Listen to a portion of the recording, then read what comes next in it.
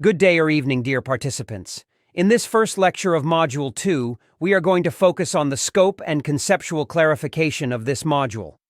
As you know already, curriculum is the heart of education, and if it is not well thought by designing it based on the established educational goals, it may create gaps that may result in poor education delivery. This module focuses on curriculum design approaches, condensation, and implementation strategies. The module explores the methodologies and principles behind effective curriculum planning and implementation. It covers various approaches to designing curricula, including a school-based curriculum emphasizing the importance of aligning educational objectives with learning outcomes. The module explores techniques for condensing and streamlining curriculum content to address educational crises with the aim of enhancing clarity and focus, ensuring that essential knowledge and skills are prioritized. Additionally, it examines strategies for implementing curricula effectively within educational institutions, addressing challenges such as resource allocation, teacher training, and student engagement. This comprehensive module aims to equip educators and administrators with the tools and insights needed to develop and deliver impactful educational programs. A set of topics will be discussed in the form of activities that are essential in helping participants develop an understanding of the module and its content.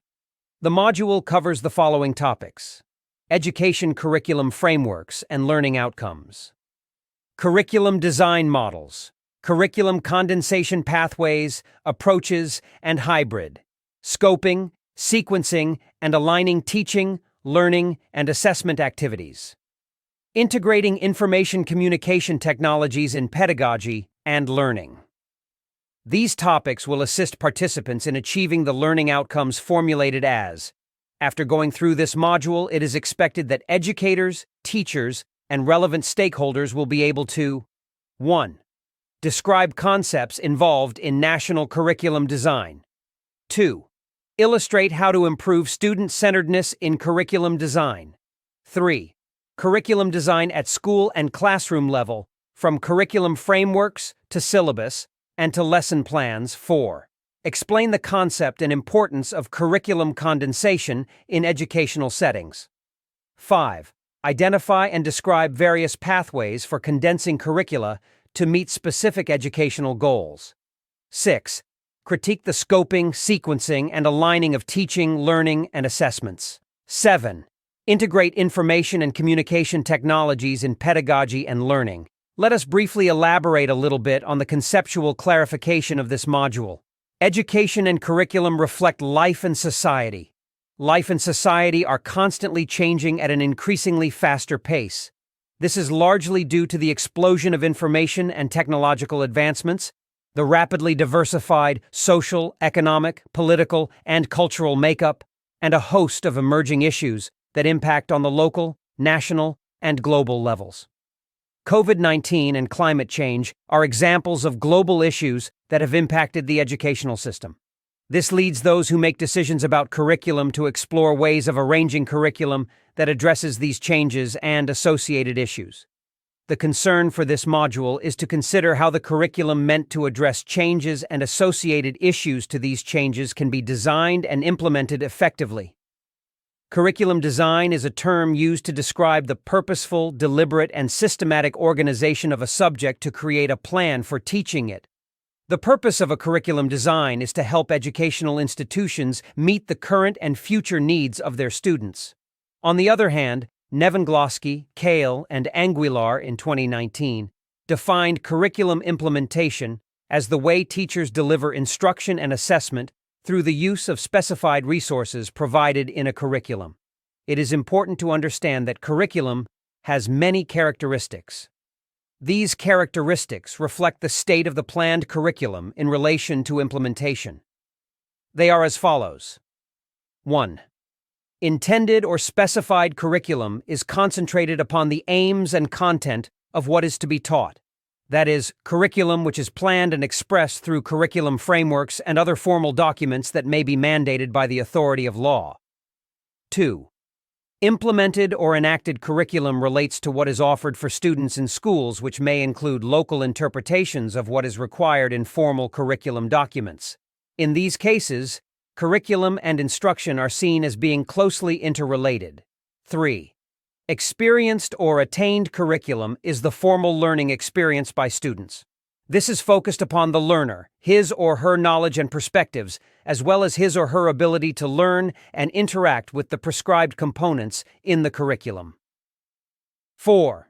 Hidden curriculum refers to the student experience at school beyond the formal structure of the curriculum, and in particular the messages communicated by the school or education system concerning values, beliefs, behaviors, and attitudes. The messages contained in the hidden curriculum may complement the intended and implemented curricula, or they may contradict them. 5. Null curriculum refers to those areas and dimensions of the human experience that the curriculum does not identify and that are not addressed through teaching. It is desired that the planned and experienced curriculum be as close as practically possible. Under normal circumstances, an intended curriculum framework and related syllabuses are designed and implemented but subsequently evolve as they are interpreted and implemented at different levels and in various contexts.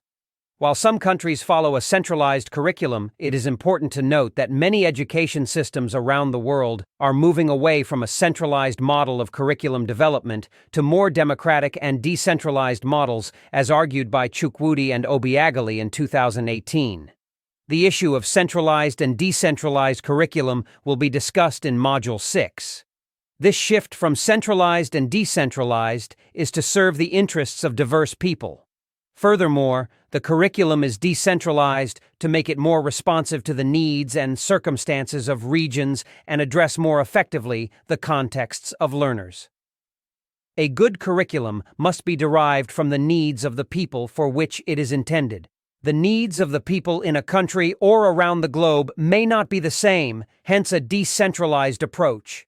Background and rationale of the module theme curriculum design refers to how we position the curriculum components. There are different models of curriculum design. Regardless of the model being followed, curriculum designs generally aim at addressing issues such as the following. 1. Why do we initiate instruction? Objectives or outcomes. 2. What should we teach to realize our set objectives or outcomes? Subject matter, a content. 3.